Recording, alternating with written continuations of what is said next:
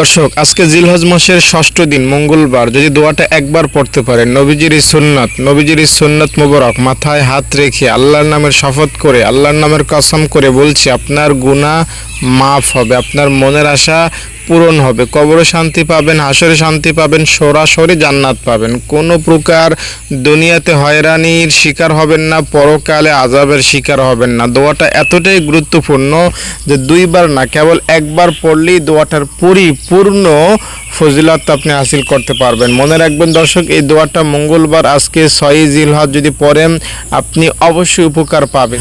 আল্লাহুম্মা জাআলনা মিন ইবাদিকাস সালিহিন ওয়ারযুকনা আত-তাকওয়া ওয়াস-সাবাতা আলাদ-দ্বীন ওয়াখতিম লানা বিল খায়র ওয়াজআল আখিরা কালামিনা লা ইলাহা ইল্লাল্লাহু মুহাম্মাদুর রাসূলুল্লাহ।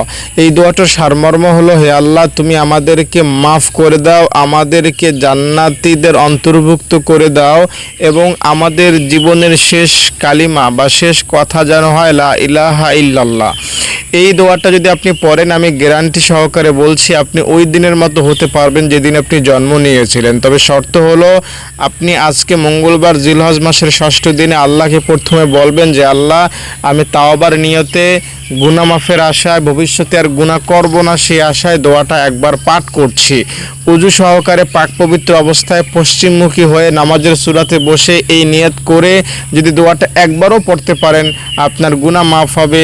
বা আপনি যদি কোনো মনের আশা পূরণের জন্য দোয়াটা পড়েন, আপনার মনের আশা পূরণ হবে, পরকালে জান্নাত পাবেন এবং দুনিয়াবি হয়রানি থেকে বাঁচবেন, পরকালের আযাব থেকে বাঁচতে পারবেন ইনশাআল্লাহ। দর্শক, যদি দোয়াটি আপনার কাছে ভালো লেগে থাকে, আপনার কাছে অনুরোধ, একটা লাইক দিবেন, কমেন্টে আমিন লিখবেন। যারা লাইক দিলেন, কমেন্টে আমিন লিখলেন, সবার জন্য আমি দোয়া করলাম আপনাদের মনের আশা যেন আল্লাহ তাআলা পূরণ করে।